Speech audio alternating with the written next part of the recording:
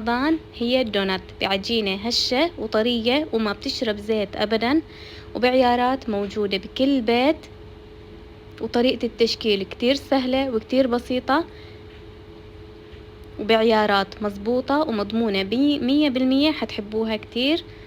إذا حابين ننزل لكم الطريقة كاملة اكتبوا لي تحت بالكومنتات وفجروا لي الفيديو لايكات حتى أعرف إنه الفيديو عجبكم.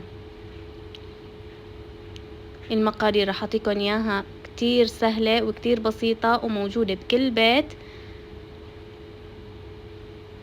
ورح تحبوها أكتر من الجاهز لأنه فعلا طعمتها أطيب من الجاهز بكتير. شوفوا هالمنظر ما أحلاه.